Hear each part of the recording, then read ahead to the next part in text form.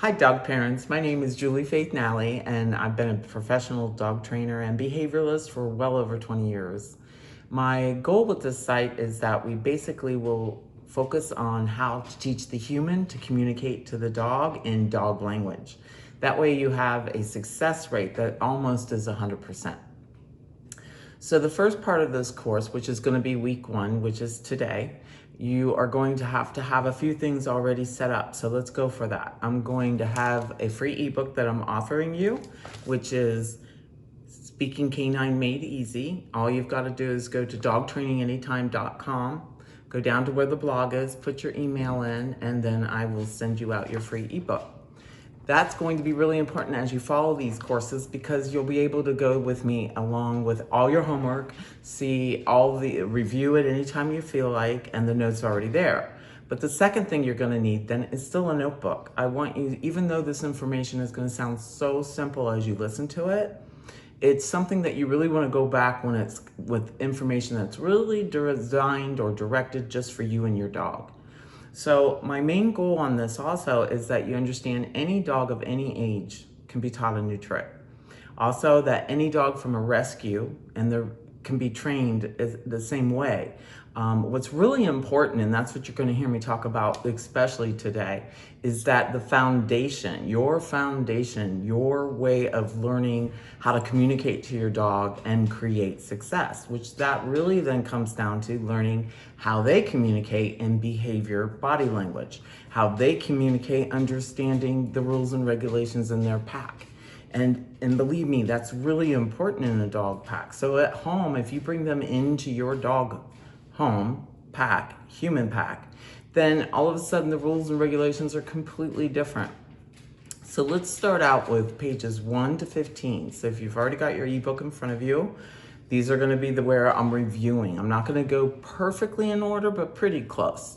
So the first part of this is I would like all parents to understand what when they chose their breed, what is the breed all about? I don't want you to go to the AKC description. Although it's excellent, it won't help you on what my goal in this class is.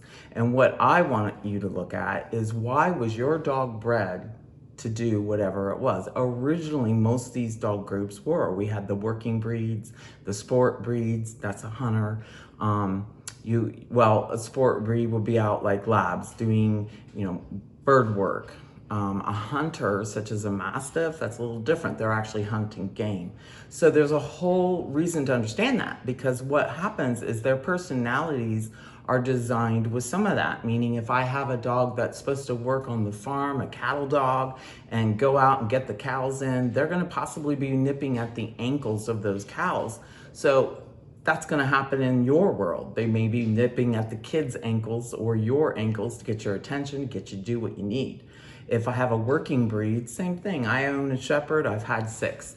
All of them require at least 2 hours of exercise a day, because they were bred to work on a farm for almost 10 hours non-stop as their job, or to go out with a police officer and work with them 8 to 10 hour to 12-hour shifts. And so that the reason that's important is, A, you need to know how much exercise does your dog actually need, just from its DNA, just from the way it was created. B, what makes your dog get excited? So if I have a dog that's a working breed, they're going to be more into interaction with me, ball playing, doing things that are really together. Whereas if I have a hunting breed, well, they're bred a little bit more to be a team, but they're bred to go out on their own. So their tolerance, like a lab, they go out into the woods, the bushes, everything. And so their skin, their coat, everything about them is a little different. What excites them is possibly retrieving, going out and getting that actual bird and bringing it back, or a ball and retrieving a ball. So it's already in their DNA. These are things that are going to be really important to help lower any behavioral issues that you may have. So if a dog, just like me and you, just sit around and do nothing, and we have all these gifts and capabilities, we're going to become a little bit neurotic. It's kind of like a person sitting in a room drinking 10 cups of coffee, and you want them to pay attention to you by the end of the day. It's not going to happen, right? So you've got to be able to get their exercise and understand what those exercise needs are. You want to understand what drives them, what makes them happy. You want to understand what work you're going to implement in your own life with them. So, these things can happen inside the home. You can do all kinds of exercises to keep your dog tired and interest, but that part of the foundation is really important. The second part is understanding the body language, because then you can communicate in a way that they understand, not the other way around, which is tends to be what we do. We bring the dog into our environment. We want them to understand all these human rules. Well, here we go again. We're going to start out with the breed and the age. So if I get a dog anywhere from 8 weeks up, I've now taken them out of their pack, which most of our dogs have all been taken away from the pack about that age and sometimes younger. So in a pack setting, they'd actually get together in that pack. There'd be the leaders, the elders, and even the siblings that would teach the youngsters certain acceptable behaviors, non-acceptable behaviors. But the most important thing about that is that those behaviors that are accepted and non-accepted are every single day. The rules don't change. Humans tend to change the rules up all the time. Jumping is okay when I get home, but if I've got a bunch of groceries in my arm, jumping is not okay. So you have to come up with the first part of your homework, which is going to be grab that piece of paper, sit down with the family, and come up with a command list. One that everybody's going to use the same word. Now, dogs don't speak words, but we do. So we have to put a word to a behavior. That's how we'll begin training them. So the next part to the word command list is that you have a behavior list, knowing that sit will mean sit. Off will mean off. Sometimes what I'll get with parents is one person saying off, but the other person saying down for the same behavior. And then when it comes to command behaviors, such as heel, sit, down has a whole different expectation. That can be quite confusing. Just imagine being in a room where everybody's speaking different words, different languages. The other part you really want to understand is that a dog in China, a dog in Germany, a dog in Europe, all speak the same language. They could all get together and communicate. And if they grew up in a pack, their socialization skills, all the boundary skills amongst one another, like don't invade my space, don't jump on me, the leaders, the energy that's behind all that is there. Whereas they're coming into our world, and we as humans send a lot of mixed messages. So like body language, that is so important. I'll just give a real quick example. I come home, I don't want my dog to jump, but they jump up. I'm so happy to see them. I grab them, I say, good, hi. I've just rewarded jumping. And then all of a sudden when I don't want it, there's no way for them to understand that one moment it's okay and the next moment it's not. Or you'll start doing this when the dog is just a teeny little dog and now he's going to grow up and be a big Great Dane, and that's just not so fun to be jumped on. So you have to be consistent. Pick the right words, the right body language, which is what I will go over with you today. And then make sure everybody in the family is on the same page. That's number one, or that's our foundation. If you don't have that, then any other training will be not so successful.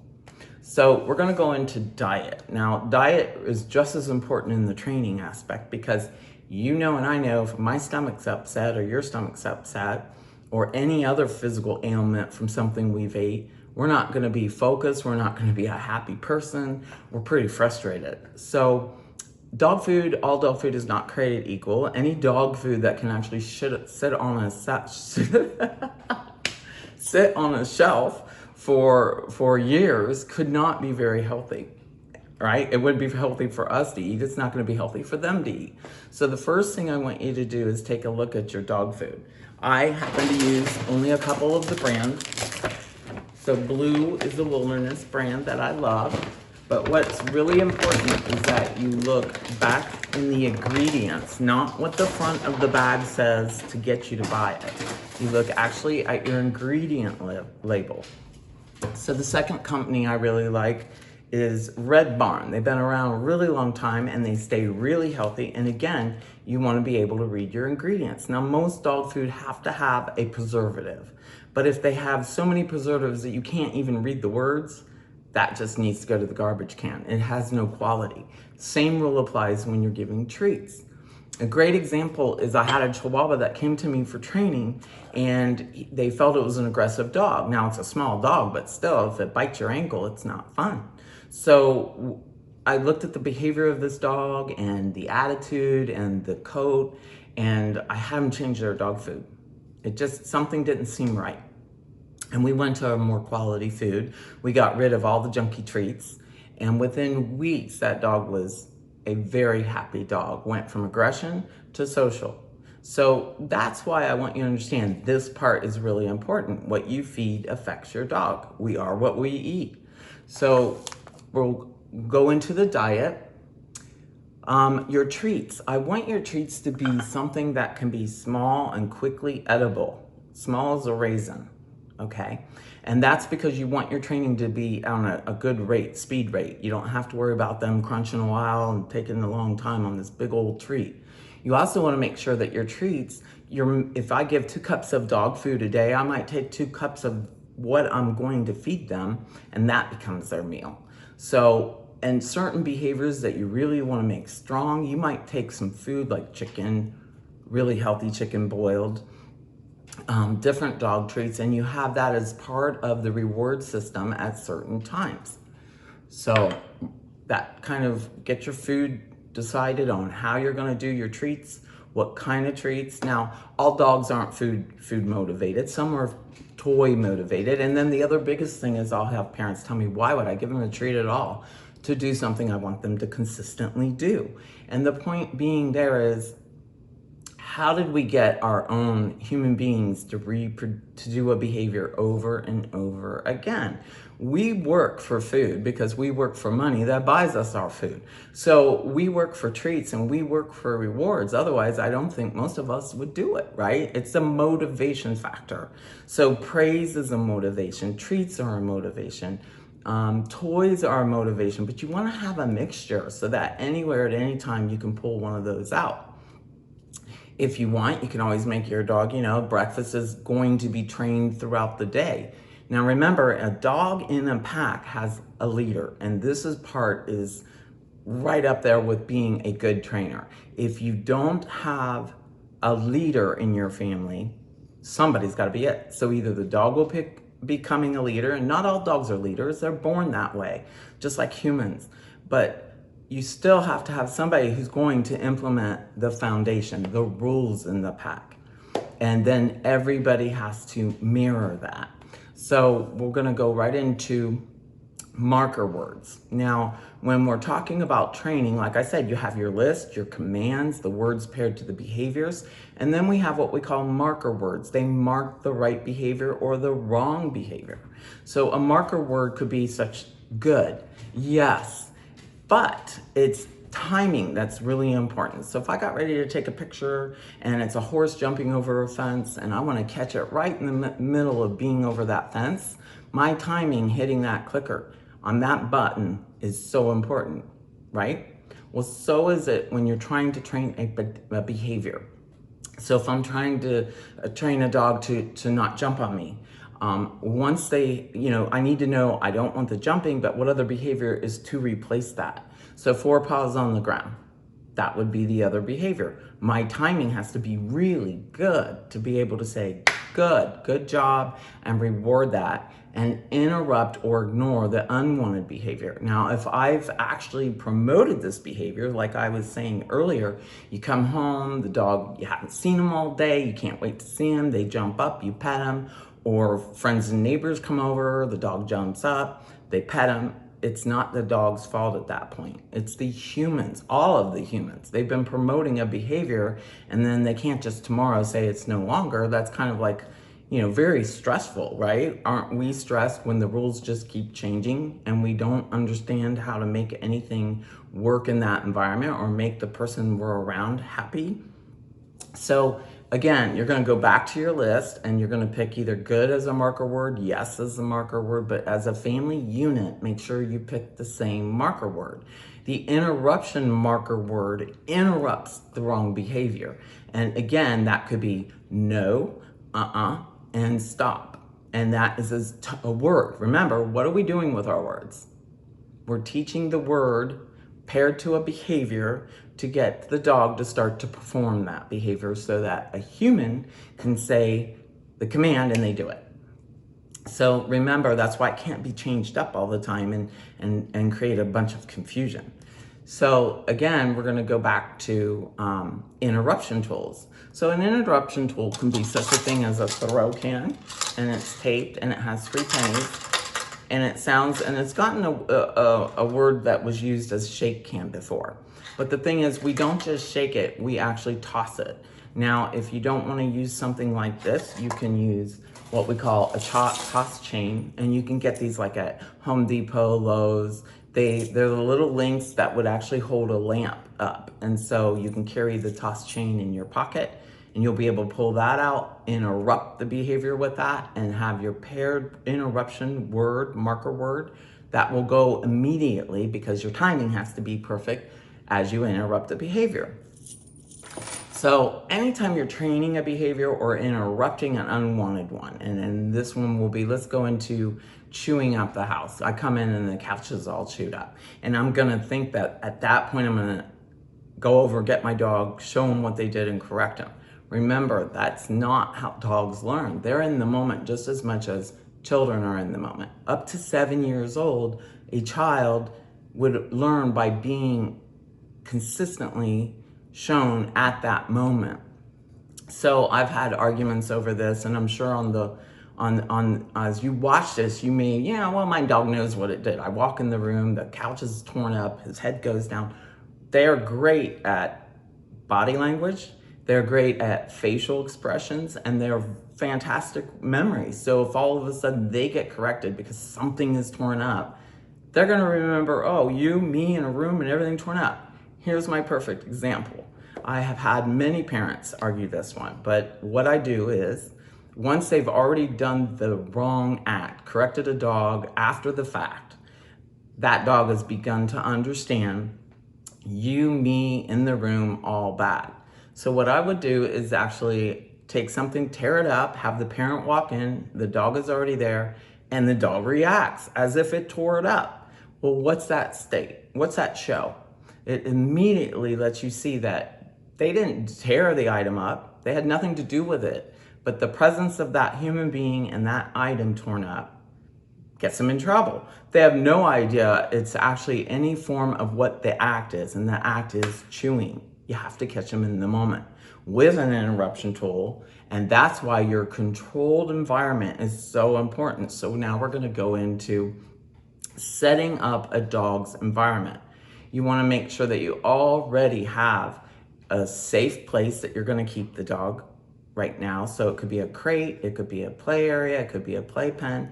You wanna have your toy bucket and everything in there ready to go. And the next video, I'll go more into depth. This is strictly going through the things that I want you to already have set up. So I want you to take a look at your toy items. If I have a toy such as this great squeaker, and it's a soft material, and a dog chews this up, a small string could actually get into their system and cause a huge health problem immediately. I've seen it as I worked in the vet clinics. It's not fun. So if I have any dog that would consider these things cannot go into their toy bin, it has to be such things as harder items, things that they can't chew,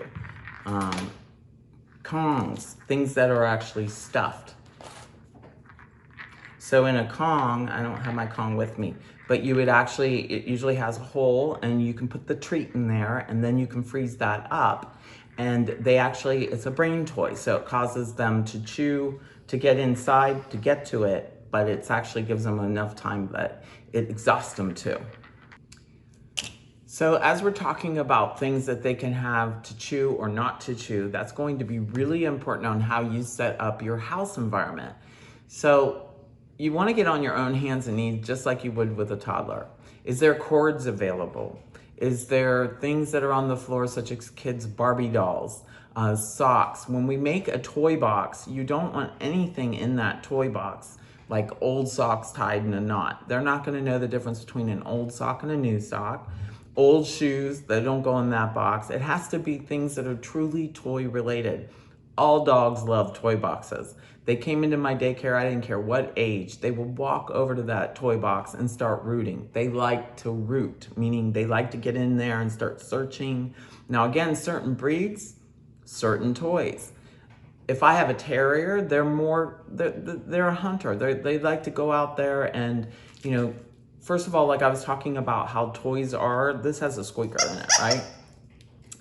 This probably wouldn't be the toy that I would put in the toy box for a terrier, because they're gonna wanna not only get to this toy, they're gonna wanna de-gut it and get to that squeaker, because that's just DNA, that's just in them. That would be like a Jack Russell, a Chihuahua even possibly. They, you know, you want, again, to know your breed and then start picking. I also recommend in your toy box what I call the Galileo bone. It's not what I call it, I mean, but it's a purchase, one that you can go and look for. It's one of the best nylon bones out there because of the way it is designed. And again, all toys, all bones are not made equal. So bully stick is another great one. It's a pre-digested type of bone. Well, it's not really a bone. It comes from the male cow. So basically it's what's on the cow that's not on a female. And they create that into a very healthy chew items. How many hours do you think a dog needs to chew a day? It's minimum 3. That's actually how they keep their oral care. That's how they get rid of some of that pent up energy. It's all something that they have to be able to have. And that's not like greenies, the little things that are good for the health, you know, fresh breath and good teeth cleaning. This is actually for the need that they have to chew. You know, you think about what dogs would eat in the wild. They'd eat chickens, they'd eat the bones, which cleans the teeth. They'll eat herbs and grass, they'll eat tree branches, they'll do all kinds of things to keep their mouth in a healthy state. So, you know, you have to put that into their lifestyle as much as while you're trying to think of things that can exhaust the dog. So again, when you have a toy box, and I highly recommend that, you have it and you put in, I usually say parents go buy 20 different items, but only put 8 and then rotate. It's kind of like a kid. They really do get into the fact that there's different things in there. And if you have a few training items that, such as balls that they love, don't put that in there. That comes out only during your training time. So again, when you're picking what treats you're going to use, and what rewards you're going to use, you want those things to be really special. They only come out during training and during the reward aspect of it. Now, again, we just went over the diet and what foods and what treats to use and not use. So again, I just want to make sure you understand, I would not give them any treats that, again, you can't pronounce the ingredients. A lot of those treats, if they're cheap, they're cheap. You want to go healthy, you want to go quality, and you'll have a happier dog. Okay, and you also have better breath. Actually, the healthier they eat, the healthier they smell. So we're gonna go from that to, I was just talking about looking and setting up your house, to having a crate. And the reason we talk about having a crate or a playpen for a dog is in a pack, they would actually be in a den environment, meaning that they go into a den together. They don't have to worry about what's behind them because it's usually a wall, a cave. And then they would have just the front to worry about. So that's why a crate or somewhere where it's confined is a calming effect immediately. For potty training, it's the same rules apply. But when you pick a crate or you pick an area, especially if I'm potty training, I'm not gonna give them such a huge space. I'm gonna give them a place to stand up, lay down, turn around. It can't be what they're gonna grow up to. So if I have a Great Dane and I put him in a Great Dane crate, that's huge. I need to, you know, and they're just a puppy. I wanna start out and keep that kennel, which they come with dividers, to the size of the dog. And this also helps with the calming effect, okay? But you would only put, if you want to put something in there for chewing, again, you'd go back to some of the Kong things that I was talking about. You can freeze them. You then can put 2 items maybe inside the cage. Now then, that being said, dogs can't sit in there 8 to 10 hours a day. You have to have another plan. You have to have where somebody's coming home, they're getting out. That would be really hard. And again, your exercise should be a part of that daily plan. So it's not like I'd go out leash walking for my exercise with my cell phone and my coffee in my hand and hope that's a good exercise for the dog. They need to come home with their tongue hanging out. They're tired. You're tired.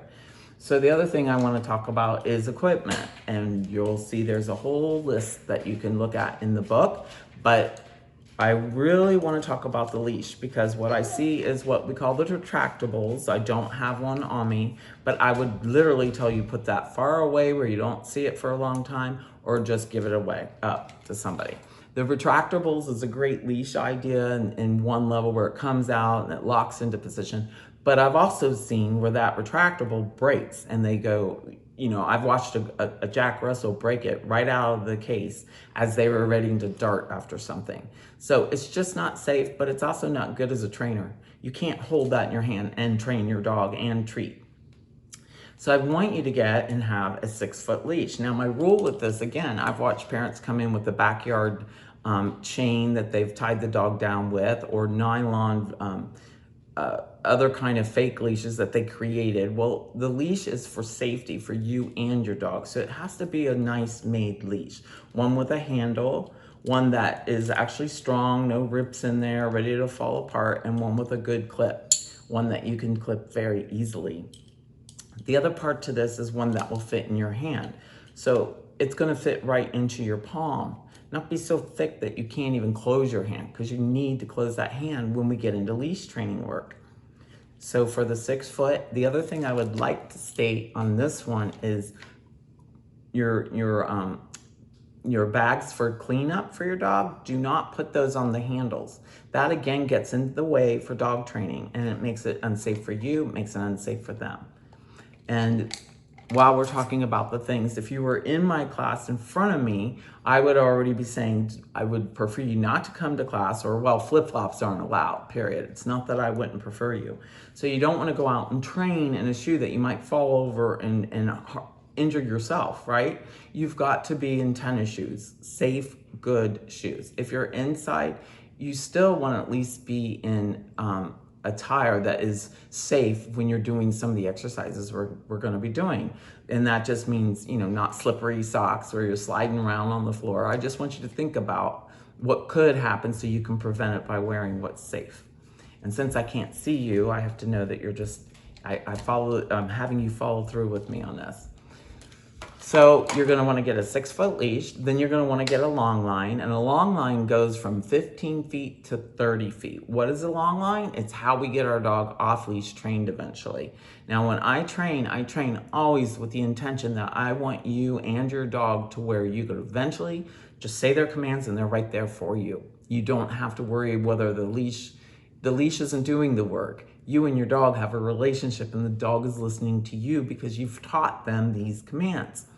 So, which is the command list that I'm gonna have us start out with, right? Because from this point on, I'll go through everything. How to teach a dog to not bolt through the front door. How to teach a dog to lay in one place while you have visitors. We're gonna hit everything you could possibly think of, along with how to get a dog to walk at your side, how to get a dog to come from a distance. So let's go back to timing on this. So we're talking about training equipment and timing. So I'm gonna put a couple of these things and mix it up.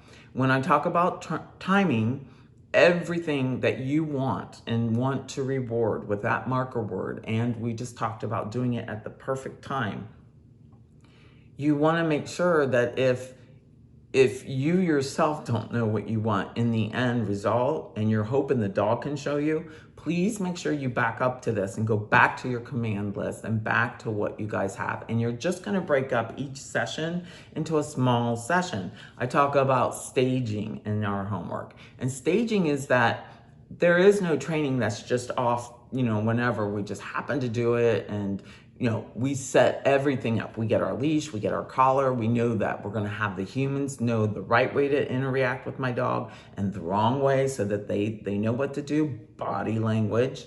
We want to set this dog up for success so that training goes quick and fast. And that's why this part is so important. Again, this is the most important class out of all of them if you want a good and well-trained dog. Okay. So I'm gonna go into equipment really quick again, and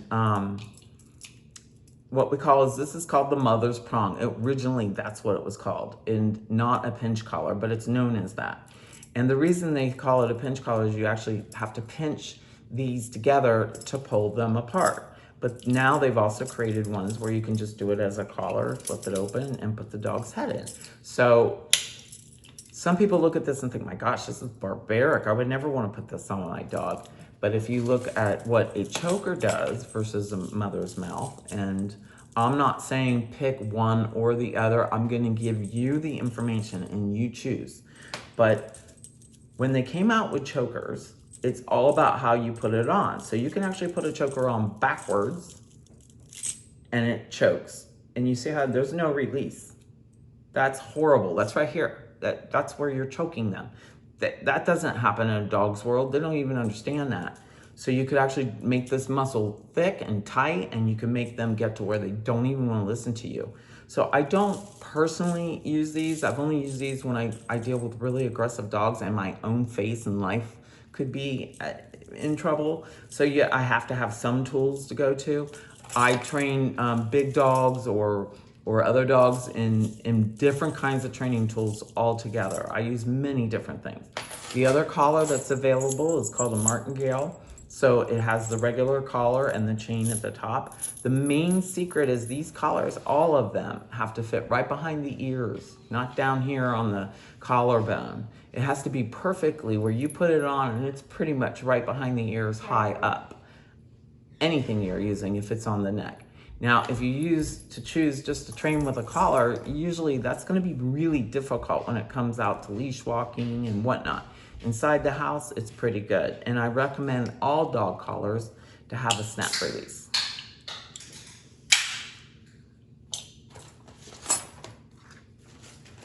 And the next item, a lot of times people would like to use is what we call a harness. This is just one of many kind of harnesses. The problem with a harness is we use them to actually teach a dog to pull a cart.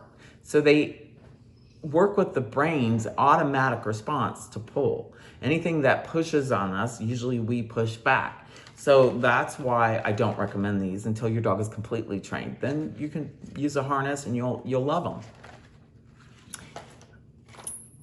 The next item you're going to need is that treat pouch, and it should be quickly easy to get into and out, and then something that can go on your hips. This is going to be really important as you get into further with the training for off leash. You want to be really quick, or have your treats in a bowl inside where you can walk right over and get them, because the actual part of training that's so important when we're training with treats is we've conditioned them to understand the marker word. And in this first exercise, all I'm gonna have you do is have your dog on a collar, on a leash, start out with the treat, and we're gonna say their name and good and give a treat. We're building up the marker word, which is good. So we're building that word up and giving them the treat. That's all you're doing this week with that. You're also saying their name and giving a treat. Say their name and giving them a treat. Just imagine how do we get people to stay in Vegas on machines and keep putting in the money? That's a behavior that they've learned to get what in the end? A reward. So when we train with treats and we train with rewards and toys, those are all reward items, and we're marking it with a marker word such as good, and then the reward follows. So the dog works really hard to get that marker word to get that reward.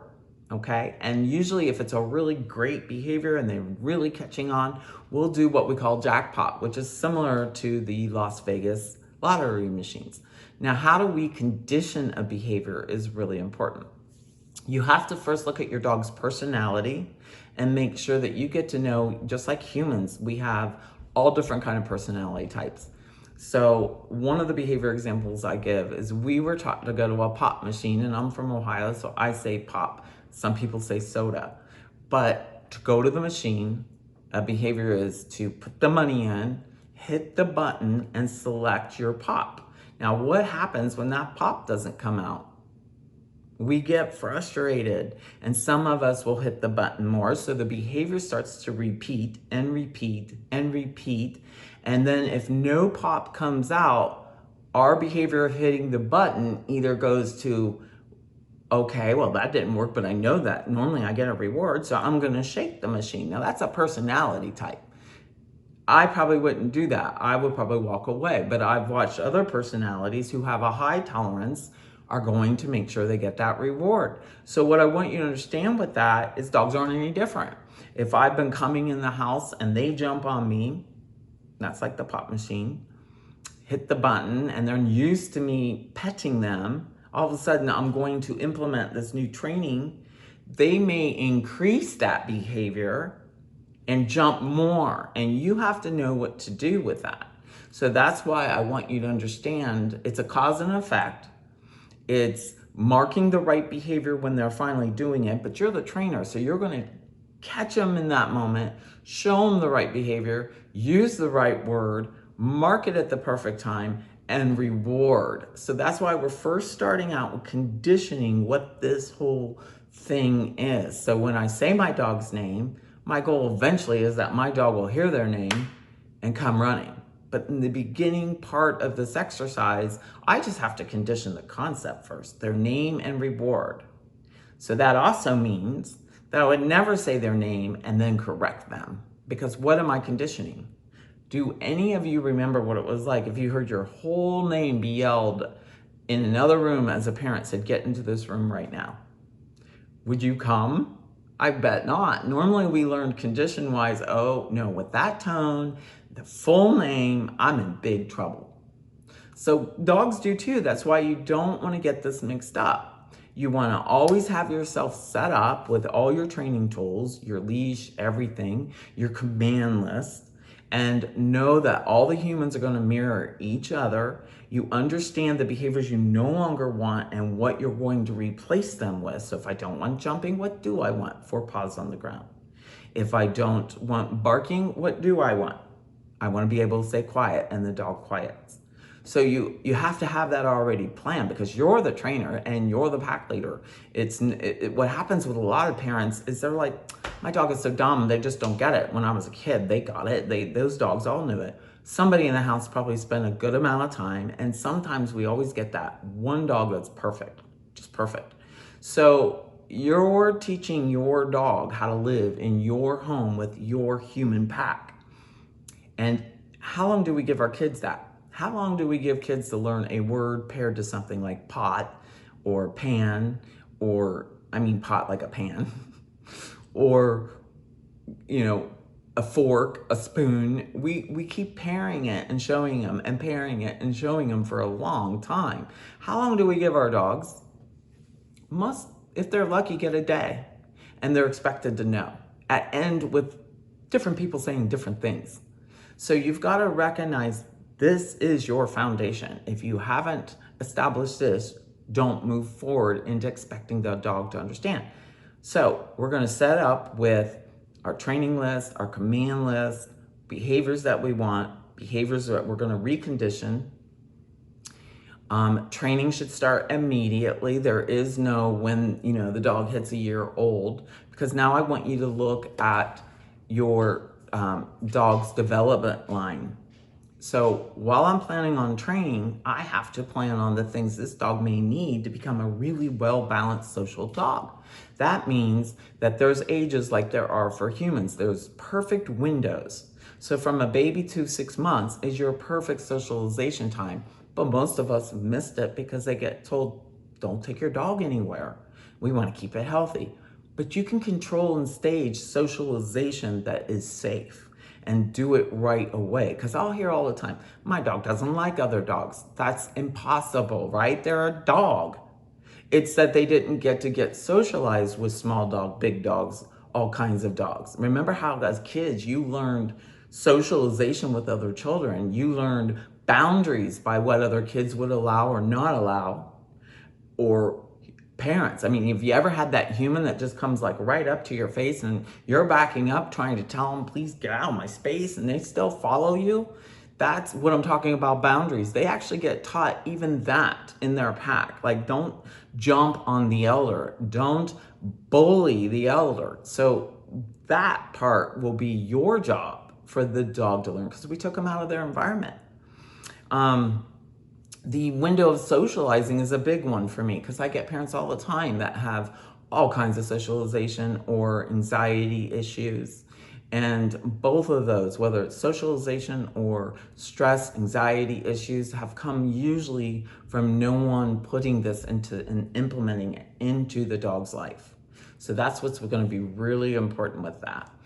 If you look at after 6 months old, there's a window that starts to change, and we call it the fear impact time. So that's just like a toddler where they're like really cool with everybody, and then all of a sudden they've got their arms wrapped around the parent and they don't want to see anybody. There's a window that happens as a child develops, just like a dog. And so up until 12 months old, you've got a lot of socializing time and work, and it has to happen consistently with positive interactions all the time. So I don't recommend just going to a dog park, of course not. You don't know what kind of dogs and people and what they'll come in contact with in the beginning. But what you do want to do is find other friends with puppies or other friends that you know have social dogs. And we will work on that through this class. So that's going to be really important. So look at the development time frame in the book. It goes from baby all the way up to adult. Now, I need you to know your breed again. And we're going to go back into breed here because certain dogs become adults at a different rate than others. So, we use labs all the time for the special needs, but that's because they become adults at a year almost. So we can get away with training them earlier and getting them in the homes. But with a shepherd, they don't become adult until almost 3. So there's a difference in how we train, but the foundation never changes, meaning all the people need to learn in the family, in the pack, the human behaviors and the commands. Still all the same rules apply. Gotta stay consistent. All right, so from there, we're gonna look into how you set up your house rules, and that's really important, and we're getting to the end of what your homework will be here. But if I have no boundaries and I let the dog all over the furniture, all over the bed, and then I end up having a young child come stay or a family member come stay, and I don't want the dog on the furniture while they're here, well, that's confusing. So what I usually recommend is you start out with your house rules. Have a place that belongs to the dog, but not everywhere. Don't ever allow a dog on a piece of furniture or the bed without inviting them up and making sure that you've asked them up and then you tell them off. If I have any dog that shows behavior issues such as aggression or dominance, as a dominance trying to be a leader, then I'm not going to put them on top of my furniture in my bed, because what I'm telling them is they are the leader and I'm not. So that could turn into an aggression problem because they're just going to do what dogs do best. They're going to make sure they keep that position that you're giving them. Because if they're in your family, all the humans should be the top pack, the elders. And that's not by dominance. That's an old school term. It's by how you keep the structure set up in the home and how consistent you are at the 3 C's of dog training that I will say over and over. Training calmly and clearly and consistent is the most important part. Not changing your behaviors and rules. And that's the hardest part for the human. We are not a consistent. Our dogs actually will be much happier with us staying on a consistent of rules, and they'll get closer to you if you do that with them. A lot of times I'll hear parents think, well, I want my dog, it's my fun. It's the only time I feel like I can be me. And I'm like, that's great. You can still do that. Let's say if I have, a dog I want to give me hugs. But you put the command into hugs. You're leading that. They never get to just randomly jump up on you. But if I have grandpa who doesn't care and he wants to be jumped on anytime, the rule that applies there is you can't get after the dog ever. So if one day you don't want the dog jumping on grandpa, but grandpa and the dog have designed that relationship and grandpa said it was okay, then you can only have grandpa learn to now begin to change his behavior and interaction. So the first thing in body language that I will teach you today is what we call the body shutdown. So if I don't like something that a dog is doing, and in a dog pack, the same body language occurs. If a dog gets in their space too hard, if they're playing too hard, puppies do this at 8 weeks old with one another, and they've already yelped and they've already tried to show, I don't like how you're playing with me, or if I've already said, I don't like that, My body needs to shut down, paired with the human word, such as which is my marker word, paired with the timing being perfect. So the dog starts to jump up on me. I would actually turn my head, and the eye contact has to turn away. If you keep eye contact, then you keep engaging in that behavior.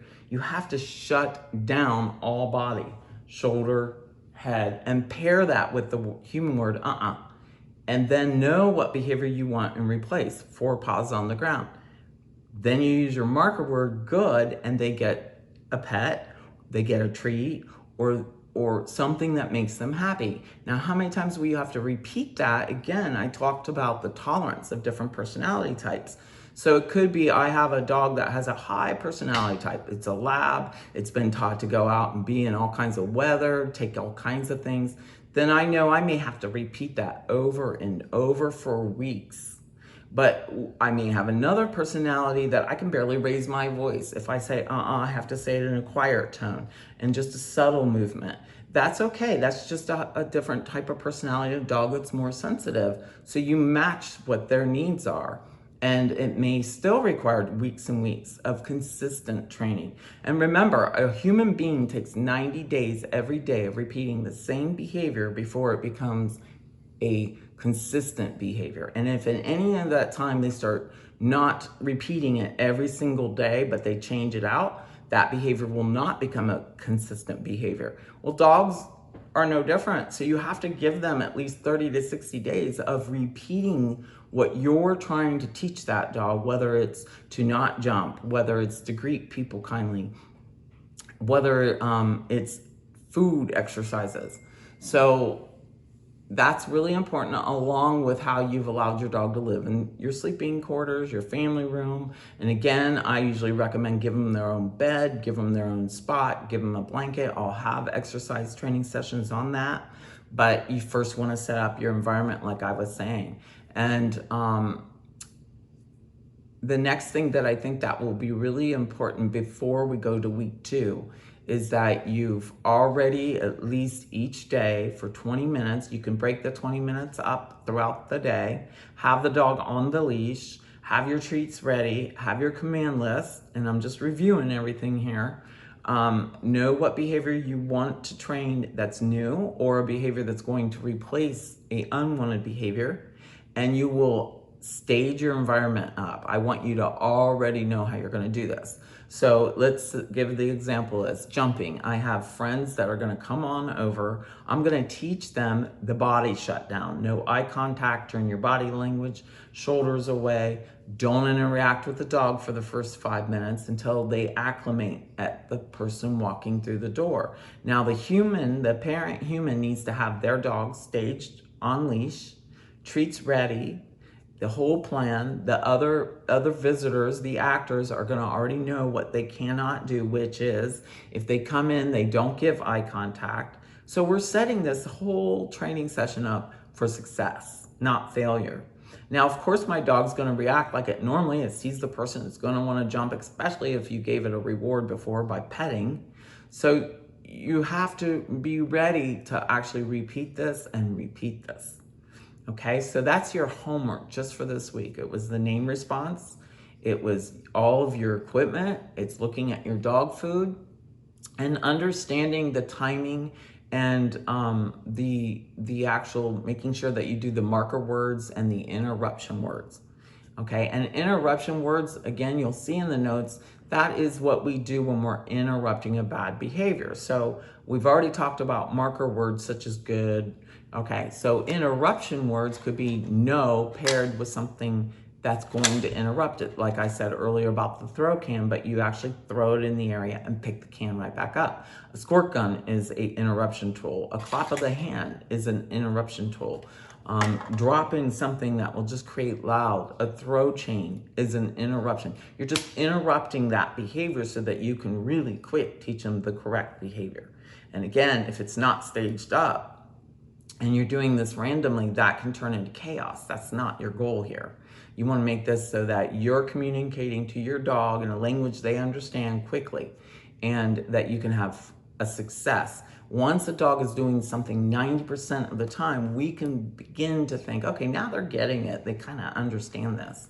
So be good humans. I will see you in the next class, and I recommend following these in a form that you do this when you don't jump to the next class if you haven't done this homework. That's really important. And I recommend getting with me. Like I said, go to dogtraininganytime.com, go down to the blog, put your email in. I will then send you the book for free. The links will be at the bottom of this, and then don't forget to like me and click on for notifications. And again, be a good human.